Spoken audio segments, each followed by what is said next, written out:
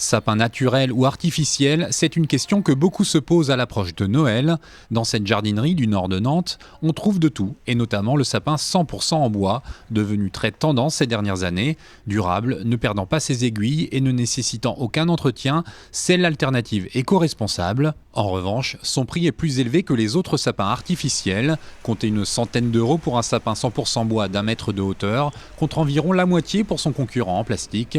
Et sachez que si ce dernier présente également l'avantage d'être réutilisé d'année en année, il faut tout de même 20 ans pour rentabiliser son empreinte carbone. Mais la star des fêtes reste toujours le sapin naturel. Dans ce magasin, on en vend près de 2000 en un mois. Donc les 3/4 des sapins que vous allez avoir ici tout le long, ça va être du Norman.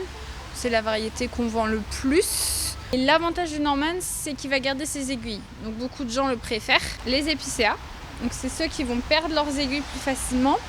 Après, c'est le sapin traditionnel de Noël qu'on trouvait il y a quelques années.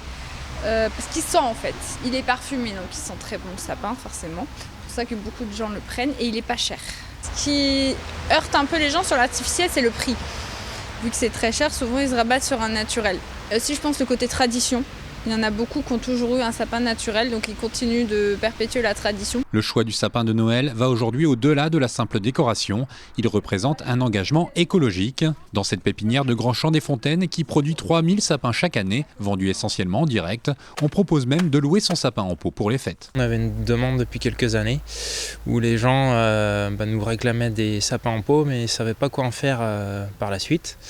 Donc le but, c'est de louer le sapin. Le client l'utilise 3-4 semaines, c'est ce qu'on conseille, de ne pas le garder trop longtemps à l'intérieur d'une pièce chaude.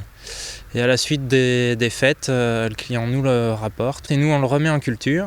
Et dans l'idée, c'est de le relouer les années suivantes. Mais louer son sapin est un vrai engagement éco-responsable, car cela coûte plus cher que si on l'achetait. Comptez 25 € pour l'achat d'un épicéa en pot d'1,50 m, contre 38 € pour sa location, avec tout de même un bon d'achat de 7 € si le sapin est rendu en bon état. L'écart de prix se justifie par la main-d'œuvre et le paillage que nécessite le replantage, sachant que seulement 1 sur 2 refait racine. Mais même quand il n'est pas loué, le sapin naturel reste une ressource renouvelable et biodégradable que l'on peut recycler en paillis ou en compost.